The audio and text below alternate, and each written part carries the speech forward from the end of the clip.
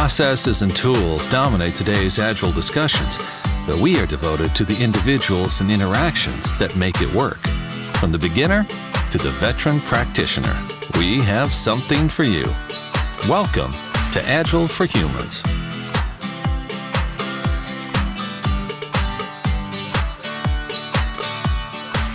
Welcome to this week's episode of Agile for Humans, everybody. This is one of those situations where the guest and I just jump right into the episode. Allen and I have a great time talking to each other about Agile.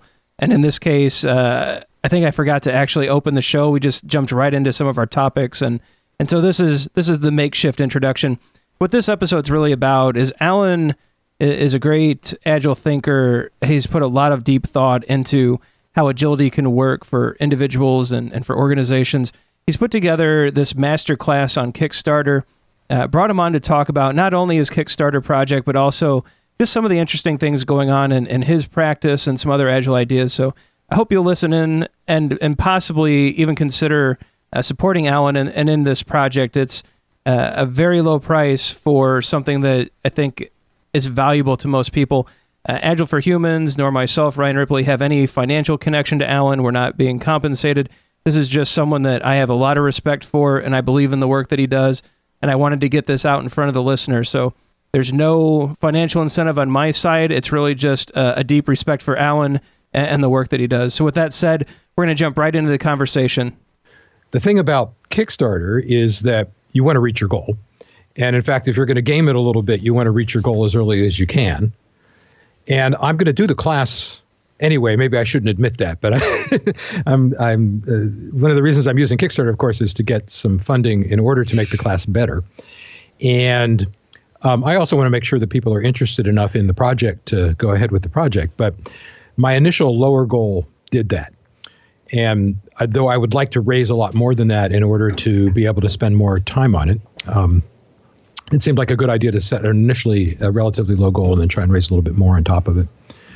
So I've got my initial 5K, and then everything above that is going to just let me work more on the project so I can get it done sooner and get it into people's hands faster. So that's the plan. Yep. The fact that I made the 5,000 in 48 hours is reassuring, though. Tells me that there's actually some interest in this as a project. Oh, I think it's a great way to validate it. Anyway, it's all exciting. Learning how to use Kickstarter has been it's been a learning experience in and of itself. There's all this stuff that no matter how much you read about, nobody talks about everything. So there are things that have come up that I hadn't thought of in advance, and this and that and the other. I made the video twice. First time, it was just I kind of made a video that looks more or less the way my classes do, right? A combination of slides and animation and voiceover and that kind of thing. And I showed it to my friends and they said, no, it's got to be a video of you talking directly to the backers or else there's no connection, which makes an awful lot of sense. But then I had to redo the whole thing, which was also kind of amusing as I recorded it on a cell phone camera, which is just an amazing device nowadays. Who would have thought? The Kickstarter stuff aside, what I'm really interested in, of course, is the project itself and trying to get the project going forward. I was just having lunch with a friend today trying to describe what I'm trying to accomplish here, and we were bemoaning the state of agility in general out in the world. Right? Well, the fact that so well, let's get into that. So I'll do the intro stuff later. Let's just go. Okay. I'm sorry, okay. I interrupted you. So you're talking to a friend. No problem. Yeah, and the general problem that we're seeing is something that, of course, a lot of people see.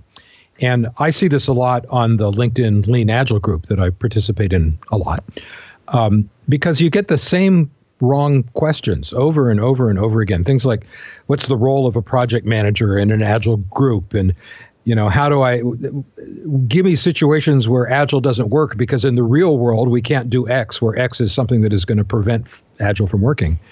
And there's just a lot of misinformation out there. A lot of people that think they're doing Agile and they're not, or think they are Agile and they're not. And they've maybe taken some Scrum training, but they don't really understand the basics. They understand that they should be having short cycles, but they don't understand why they should be having short cycles. And, they think about daily Scrums, but they don't understand why you have a daily Scrum. And it seems to me that the way to solve that problem is with education, is by giving the information to people that they actually need to be successful at this. So that's what the project is about. My worry, of course, is that a lot of people who are doing it wrong don't know that they're doing it wrong. So they don't think that they need a class like this when in fact they do. So I'm going to try and make it as entertaining as possible. And I'm trying to break it up into sections that would be useful in and of themselves. In other words, one of the big problems that people have is convincing their bosses to actually do Agile as compared to sending people out for some Scrum training and doing stand-ups every day. And so I'm starting the whole class out with a business case for Agile and an Agile culture segment that would together be something that you could give to your boss, and he or she could go through it in a couple hours instead of having to spend 3 or 4 days going through books and stuff. And it would give them what they needed to actually be able to help you succeed at actually doing software in an Agile way, which is a big problem nowadays. At least I see that when I come into a company to do consulting, there's this tension between the people who actually want to do the work and the people who are in charge of the company, and they have completely different notions about how to do things, and that makes both things fail in the long term. So I want to try and address that. So I don't know. I've been going on for a long time here, and you're just sitting here listening to me. But no. It's interesting. I'm just looking at the curriculum you put together, and it's very comprehensive. I mean, it looks like you're walking people through the business case, then the manifesto, culture. What I like is that you're starting with the culture.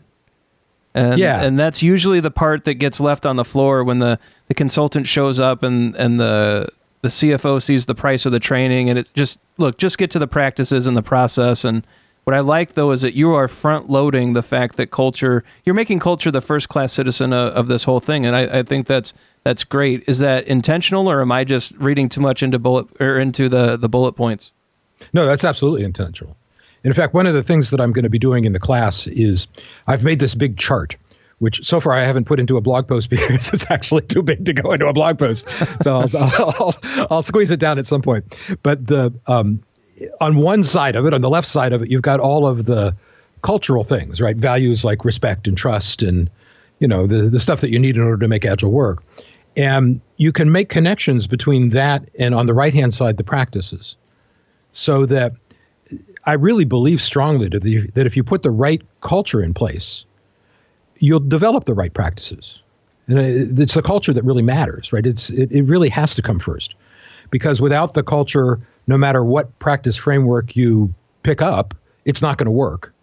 And with the culture, you don't have to go with a canned practice framework because the culture itself will tend to steer you in the right direction in terms of the things that you're doing. That's not completely the case, right? Is that the thing that comes after the culture is that big long section on lean and lean manufacturing, which people also leave out, right? And everything that we do comes out of lean manufacturing, right? Short cycles and getting rid of bottlenecks by having a cross-functional team and, a visualization of work. All of the stuff that we do in Agile is coming out of Toyota, stuff that Toyota was doing in the 70s. And if people don't understand that, they don't understand why we do what we do. And they also do wrong things. One of my favorite topics in the lean world is the notion of slack time, right? Is that whenever you have a resource, if the resource is busy 100% of the time and you need the resource, you can't get to it. So if there's like one guy who's a DBA and you need him to do something to the database for you, but he's busy 100% of the time, you'll never get your database change because the guy who can do the change is busy 100% of the time.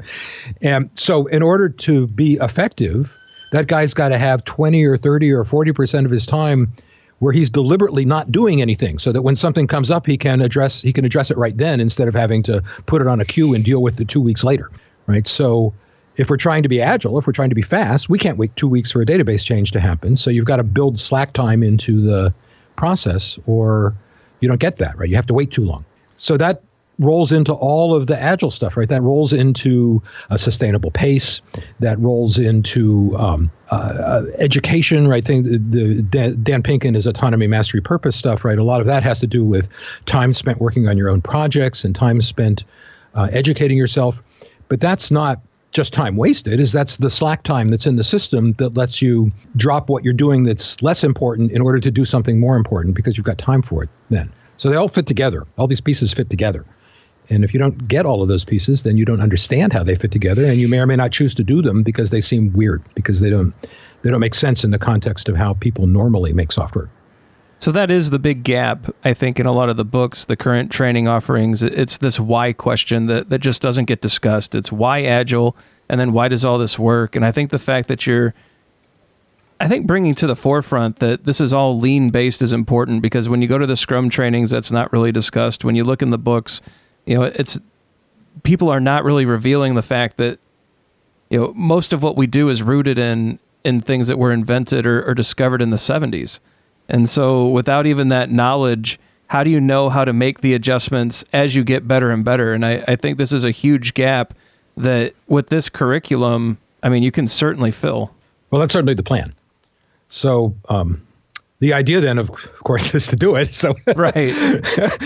What I'm struggling with now is to get as many people to know about it as possible, which is, of course, why we're talking, or at least one of the reasons why we're talking. I like talking with you all the time anyway, so this is... Certainly. And so for the listeners out there, this is Allen Holub. He's come back to the show. He's gone off and he's running an experiment. So he's jumped into Kickstarter land, which perhaps we can get some insights into what it's like to try to do Kickstarter for the first time. And he's put together a course, Agility with Allen, the Whole Caboodle. And it looks, and we'll get a link in the show notes, or if you just go to Kickstarter and search for Allen, I'm sure you'll find it. But it's a curriculum that is centered around, it's really, like we've been talking about, lean-based, but just basically goes through seriously everything. Going through these topics, there's theory of constraints, there's Kaizen, there's agile katas, there's value-focused plannings. You put no estimates in. Oh, Allen. Oh, yeah, of course. There's a no estimate section. There's practices. There's Scrum. There's XP. It really is a very ambitious curriculum, but one that, like I said, fills a gap. And this will probably keep you busy for a very long time. Well, it will. But, when one of the things that I do for my bread and butter is I'll go into a company and spend a couple days teaching the basics. And this class is essentially that class. In other words, I've taught the class a bunch of times.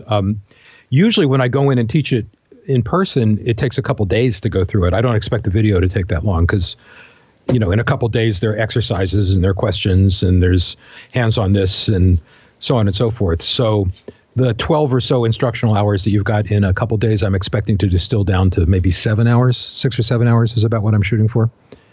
And I think that's eminently doable. So if it's too long, people, well, I don't know if they'll get bored with it, but it won't serve the purpose of trying to get you everything you need quickly so that you can hit the ground running. So I don't want to drag it out. I can't cover every last detail.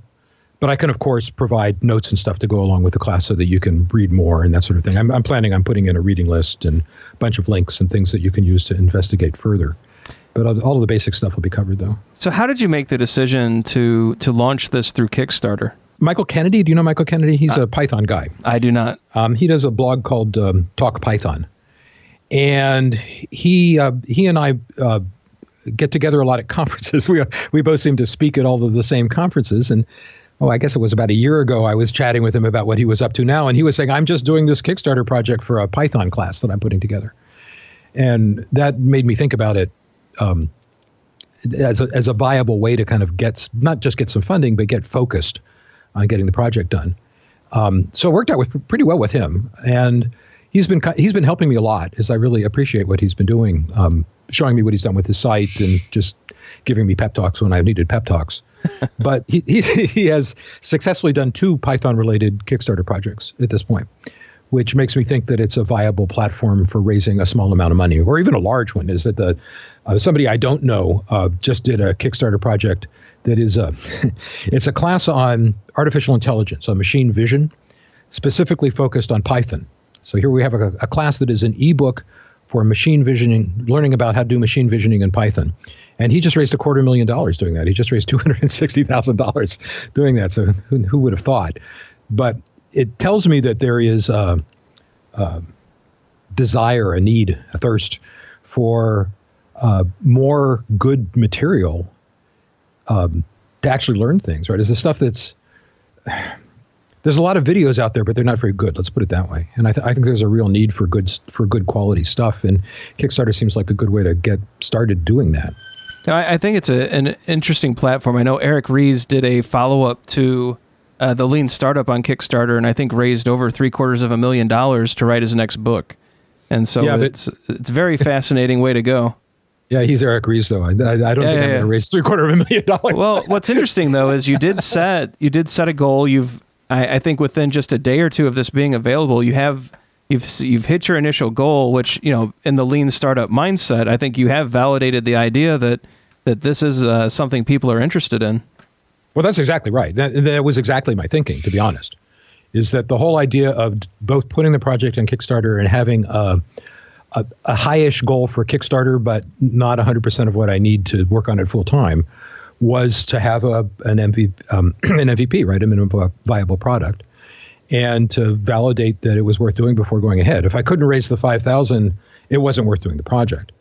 So this is a way to figure that out. And I have to say, the whole Kickstarter platform, the fact that you have to be organized enough to put together a video and a detailed description of what you're trying to do and a schedule and so forth, that kind of focus is a really good thing to have. It's nice to have something that's forcing you to plan a little bit. Now, having said that, I am going to do this in an agile way, right? As I'm planning to release the modules as they get finished, and I'm hoping that people will give me feedback that then I can then roll that feedback into the modules and redo the parts that need redoing or move forward if not. So I'm planning on doing this as an agile project, but it's nice to have a kind of some notion of where you're going before you start. And it was worth spending a few hours sitting down and doing a detailed outline and that sort of thing before I got started. And Kickstarter helped me do that, is that it gave me something to focus on. So you also have an assessment. Can you talk a little bit about that, what you're looking to do with that, and kind of the purpose of putting an assessment at the end of your course? Well, it's optional, first of all. Right. I'm going to, on the commercial product, on the commercial side, it'll be a separate product. I have really mixed feelings, as you know, about the whole certificate thing. I think the Scrum certificate industry has done more damage to the Agile community than pretty much any other commercial Agile-related venture. Is that they've created this myth that people know what they're doing because they've taken a 2-day class and a multiple choice question, and people are being hired and being put in charge of things based on these certificates, which don't really prove anything. So when I first thought about certificates, what I did not want to do is have a certificate that claimed that you would be competent to do some job because you had a piece of paper. Right. I'm not saying you're a Scrum master, that you I am a master now. That no, I should have gotten closer to the mic when I said that, I suppose. But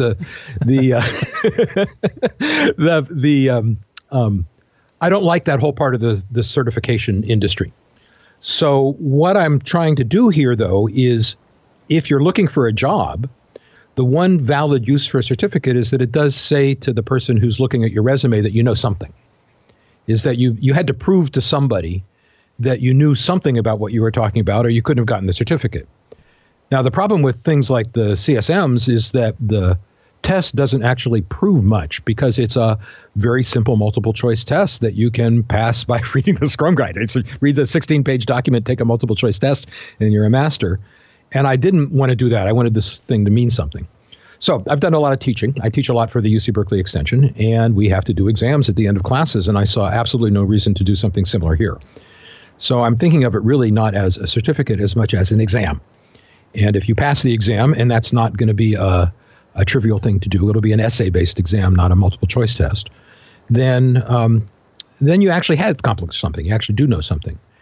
And so my thinking is that I would put that I would put the fact that you passed it on the site, and I would actually put the exam up on the site and let you decide who to give access to. So if you're looking for a job, you could say, well, I took this class and here's my final exam and here's the grade that I got on it. And the person who was doing the hiring could actually look through that and get some feeling for what you actually do know and what you actually do understand. So it actually serve a useful purpose in terms of getting hired, getting an interview. In a way, the exam are the interview questions that somebody should be asking when they're interviewing you for an Agile position, but they often don't know to ask. So I'm kind of doing a pre-interview. I think of it as a pre-interview. You know, that's interesting because the curriculum that you've put together kind of does read like a master class for agility. Well, yeah. And it seems like you're bringing some of that experience from I think you said UC Berkeley or one of the extensions there. Yeah. I think it would be totally fair to say this is a master class of agility, lean focused, but with a broad range of topics, even Scrum and XP brought into it. So for the people out there, Allen, it is on Kickstarter. Your project is still going. What are some of the options that they have when they go to support this project? And what do you think is most interesting, perhaps first of all to an individual contributor and then perhaps to a larger corporation? There are a couple of them. For an individual, there's sort of the usual two-tier access to the product in the sense that there's a cheaper package, which is you'll get access to the class when I'm done with it. And then there's a slightly more expensive one. All of this is under $100. I'm trying to keep it relatively cheap as far as this kind of stuff goes. That'll give you full access to the modules as I release them. So that way you'll be able to get, it'll be like a subscription to a class in the sense that there will be a new module out every few weeks and you can log on and watch the new module as soon as it's available. And then there are a few levels above that involve getting some level of help. So there's one level above that where there's going to be access to as my mind goes completely blank. Slack channel? Slack, thank you. I've been staying up late too many nights in a row getting this thing started. But I was going to set up a Slack channel expressly for people who were subscribing at that level, and I was also going to have office hours. So the idea was that you could ask me questions on the fly, as I carry Slack around in my pocket on my phone all the time, so I'll be able to answer them relatively quickly. And once a week, there'll be Skype style office hours or some kind of platform that'll let us do video conferencing. And you'll be able to ask me questions then. And then I have a level above that involves a couple hours of honest-to-God consulting. So I'm thinking of office hours as people asking questions about the class. I'm thinking of consulting as ask me questions about whatever you want to ask me questions about. If you're having problems with your Scrum implementation or something like that, then let's get together and talk about it. In fact, if you're in the Bay Area and you want to do it, I'm in Berkeley, we could get together and have coffee, as we don't have to do it over Skype. And then there's one that's even a level above that, which is like bring me in for a full day of consulting if you want to do that. No, that's rather expensive and nobody has taken me up on it yet, but it's available at least if you want to do it. And then they're kind of corporate things, branding, put your logo on the class, put a 15-second advertisement at the beginning of the class. I had kind of mixed feelings about that, but I figure if they're going to help, it's a good thing to do. And I'm going to be kind of selective about who I'm going to let do one of those 15-second slots. There are agile management tools that I'm not a big fan of. Jira, for example. So if Atlassian wanted to put a 15-second slot at the beginning of my class and would pay me for it, I suppose I would do it. But a few modules later, I'm going to be talking about why you shouldn't be using Jira at all and how it actually doesn't help with your agility and how just using a whiteboard would be better. So I don't want that to come as a surprise to them. So I'd like the ads, in other words, to be products that I could actually endorse as compared to products that happen to be particularly popular. I'm probably cutting my own throat by doing this, but... Well, actually, let's take a pause here so I can tell you about the sponsor of this week's episode, Jira. Yeah. Well, there you go. Atlassian, the great... Well, thanks, Allen. Well, Atlassian has a lot of great stuff, right? Confluence, I think, is spectacular. Yes, agreed. And SourceTree is also pretty good. Is that I use the command line on Git when I'm doing something simple, but when I have to do something complicated, I can't remember Git's wacky syntax. It's easier for me to just bring up SourceTree and do stuff than it is to try and figure out how to do it from the command line. So I love SourceTree also. Jira, my main problem with Jira is that Jira has a kind of an idea about how you should work. And if you are going to work that way, that's great. But if you're not going to work that way, you have to end up shoehorning your own work processes into what Jira wants you to do, and it's hard. And it's not just Jira that is at fault here, right? All of the big frameworks have that same problem. And the other problem I have with them is that it seems like they exist in order to produce the kinds of artifacts that upper management wants in waterfall organizations, status reports and that kind of stuff. And my belief about working in an agile way is that you're better off with something like a story map and a cumulative flow diagram literally physically on the wall than you are with some synthesized report if you want to keep track of the actual state of the actual project. So I think things like Jira are good in organizations that are in transition, where they started out in waterfall and they're used to all of these Jira-like tools that help them manage their waterfall projects, and they want to have a tool like that in order to keep track of how things are working in a partially agile world. And I think that's great as long as you are in transition. Where it can be a problem is when the tool ends up holding you back, when you end up not working in certain ways because the tool requires you to work in other ways, and when you're spending a lot of time messing with the tool rather than just getting work done. And so the more mature the organization gets, I think the less it needs a tool like Jira. And in fact, I think tools like Jira hold it back once the organization gets mature. So, well, all right, you've killed that advertising opportunity. Sorry. Who else can we upset? No. Well, no, it's you. We've talked about this before. We're in agreement that tools like that.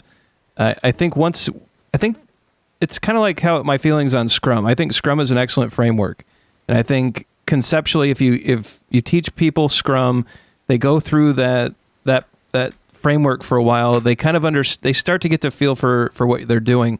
But it's like we've talked about before. They don't understand the why, and then eventually you have to start talking about lean, and you have to start showing the Pop and Deck books, and you have to start getting into these really deeper concepts. And I feel the same way about Jira, Rally, some of those other tools. That it's great to get people started, but eventually, if we're inspecting and adapting, and I'm sure you're covering, I'm sure this is a very consistent theme throughout your whole course. We're going to do retros. We're going to make changes that are going to break some of the rules, that are going to change the way we work, that are going to be outside of the mold of a strict tool. And eventually you outgrow those things. And eventually, like you said, a wall with a story map, a cumulative flow diagram where you're watching the cycle time and the bottlenecks and all of those other lean concepts it just makes more sense, because otherwise you're spending all your time fighting a tool trying to work in a way that you've discovered as a team is better for you. Yeah. And there are a few tools that are honestly useful. So I often, when I'm doing real work, right, when I'm working on a programming project, because I tend to work with startups and early stage companies, we tend to be distributed in the sense that we all live within a half-hour drive with each other, but we only get together a couple times a week. It's nice to be able to share things like a Kanban board, right? So you look at tools like Trello, which are it's just what would be on the wall, but it's in a electronic format instead.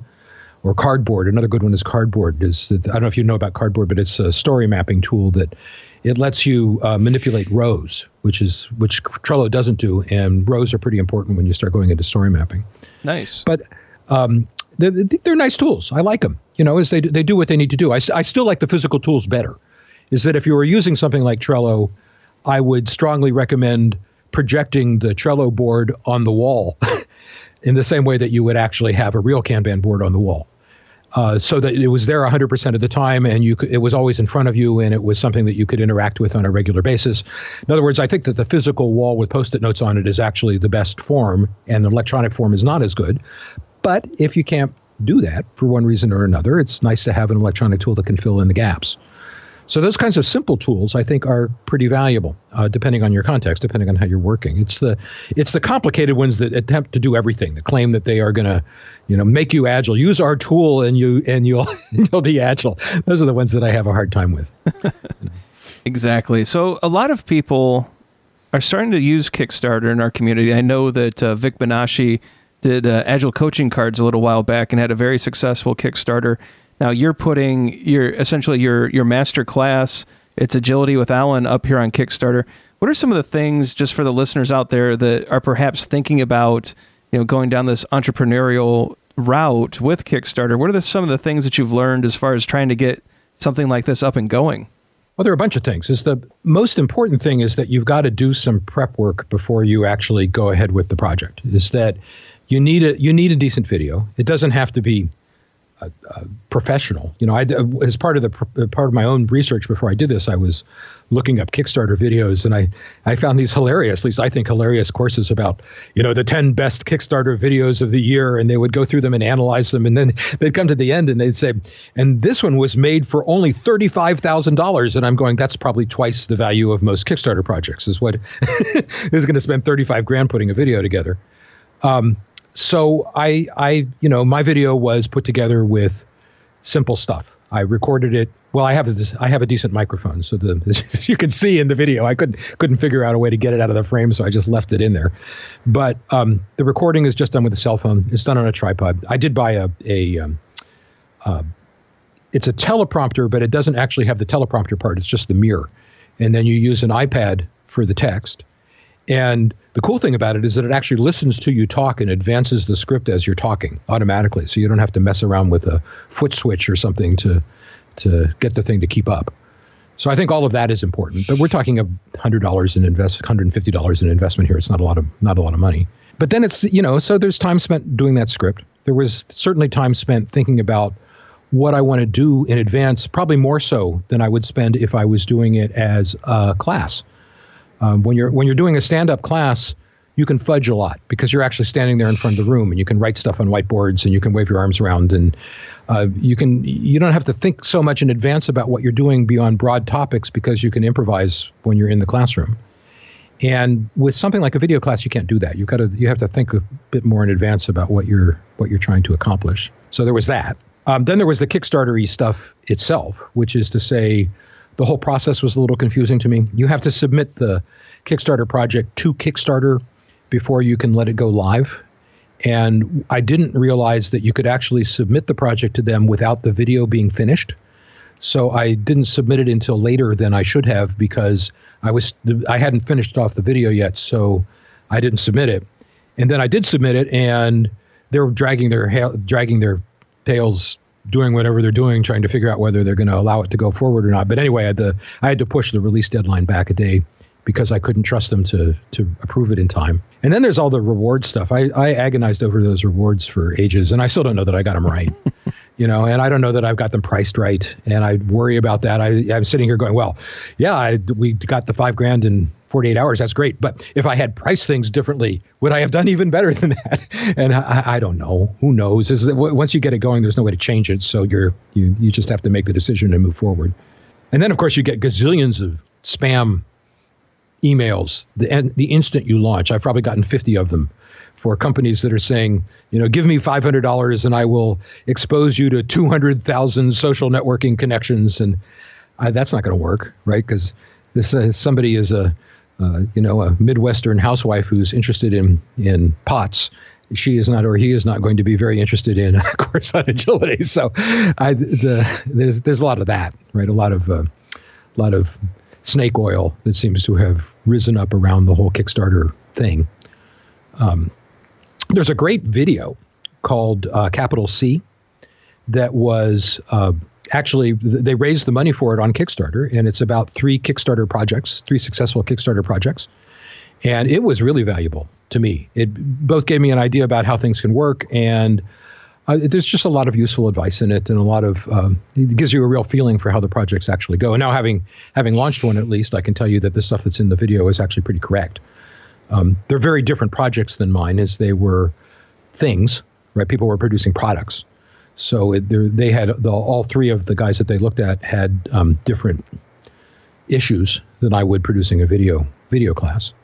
But that was pretty good. It kind of got me excited about doing a Kickstarter project at all, is that I was dubious until I had watched that video, and I like it. I can recommend it. I'll send you a link to their website. Perfect. Yeah, it's interesting to me that for a relatively a reasonable investment of funds, your time, creativity, and efforts, and you can actually have a pretty interesting project and one that can be even monetarily rewarding out there pretty quickly. It really is a neat platform, and something that, if people have an idea about, something they want to get out there, I think, your experience, perhaps this video, and then watching this unfold could really be useful. So I appreciate you walking through that.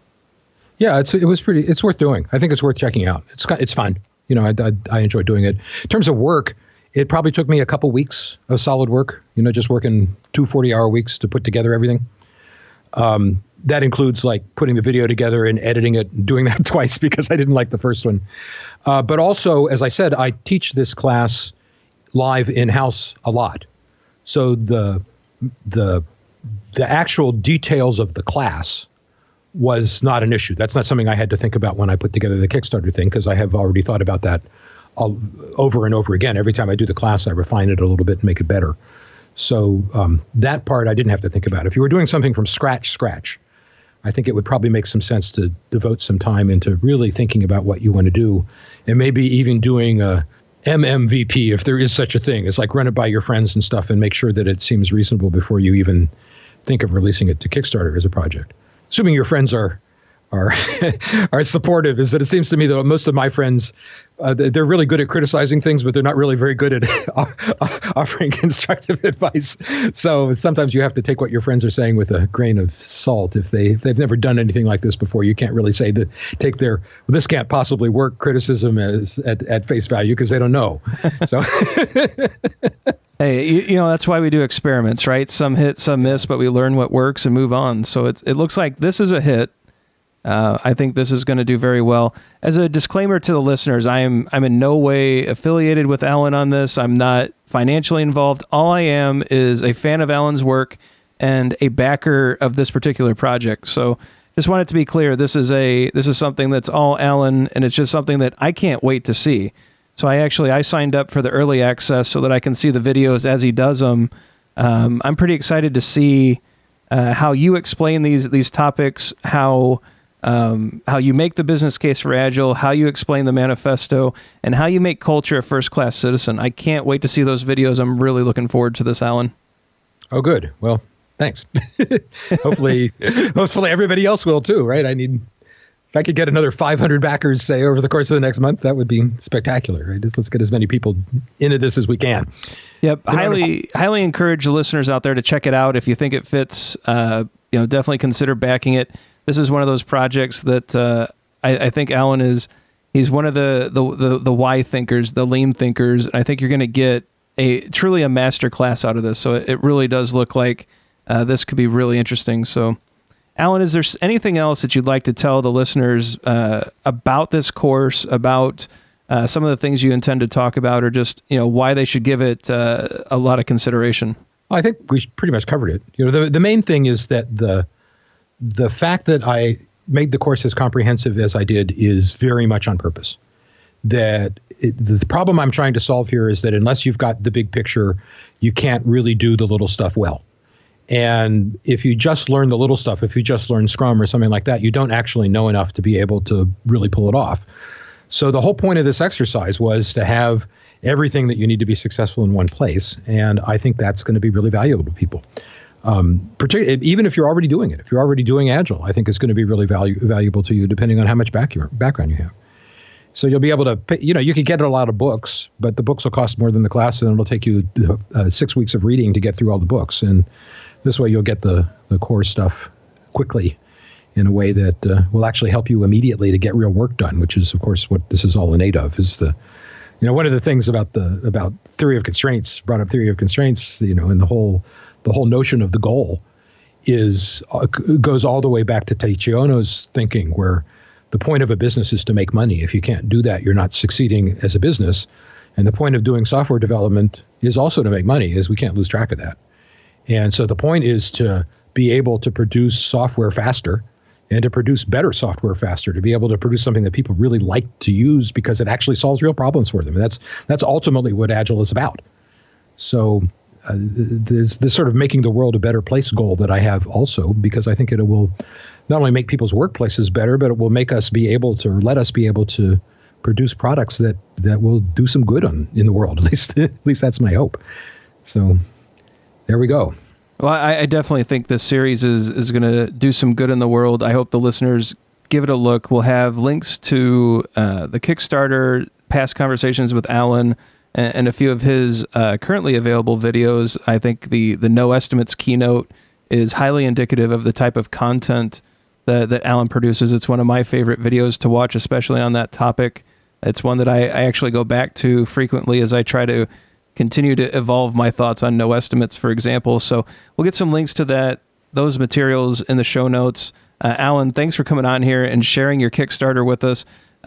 Again, it's, I am is a backer, and really excited to see it come out, but just really appreciate you coming on and talking through this. Thank you. It's always a pleasure to chat with you. We need to do more of it. Even off mic, we need to do more of it. I'm certainly up for that. So we'll figure that out. But until next time, Allen, thanks for doing this. To the listeners, check this out. Leave some comments on the blog about what you think about anything that we talked about here. While it does, a lot of this was about the videos. There's a lot about theory of constraints, lean.